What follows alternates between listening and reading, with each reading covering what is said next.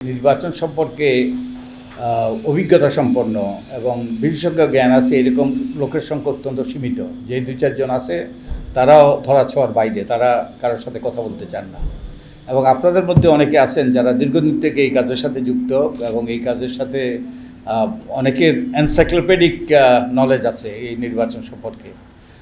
তো আমি এবং আমার কমিশনের সদস্যরা সেটা ব্যবহার করার চেষ্টা করেছি। আপনাদের মতামত নেওয়ার, আপনাদের পরামর্শ নেওয়ার, আপনাদের সুপারিশ নেওয়ার আমরা সর্বতভাবে চেষ্টা করেছি। ইনফ্যাক্ট আমাদের সেই অংশীজনের সাথে মতামতের সূচনা হয়েছিল আপনাদের সাথে কথা বলার মাধ্যমে।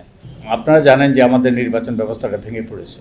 আমাদের ব্যাপক কারচুপি, জালিয়াতি এবং অনেক রকম অসঙ্গতি।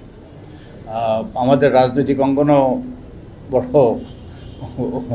ওই যে বিশৃঙ্খল অবস্থায়, ওই যে নরম করে বলতে গেলে রাজনৈতিক দুর্বৃত্তায়ন আমাদের একটা বিরাট সমস্যা।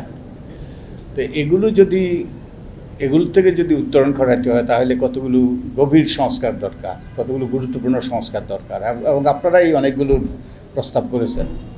তো আমরা যেটা করার চেষ্টা করেছি মোটা দাগে সেটা হলো আমরা আমাদের নির্বাচনী অঙ্গনকে দুর্বৃত্তমুক্ত পরিচ্ছন্ন করার চেষ্টা করেছি।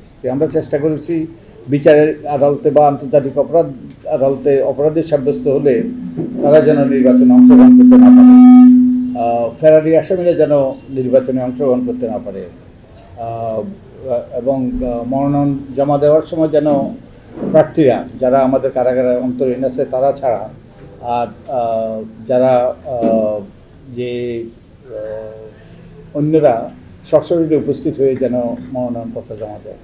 এর লক্ষ্য হলো কোনো অসৎ উদ্দেশ্য নয়। এর লক্ষ্য হলো ওই যে আপনাদেরকে আমি একাধিকবার বলেছি যে আমরা তো এখান থেকে আমরা গিয়ে আমাদের অফিস স্থাপন করেছি সংসদ ভবনে, এবং অনেকেই প্রথমবারের মতো এই সংসদ ভবনে এসছে।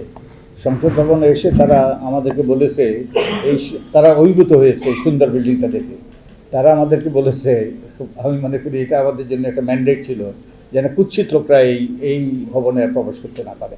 তা আমরা কাউকে জোর করে কিংবা অযাচিতভাবে অন্যায়ভাবে আমরা কাউকে থেকে দূরে রাখার চেষ্টা করছি না। যারা অপরাধ করেছে, অপরাধ করে শাস্তি পেয়েছে কিংবা অপরাধের প্রাথমিকভাবে তাদের বিরুদ্ধে প্রমাণ পাওয়া গিয়েছে, তাদেরকে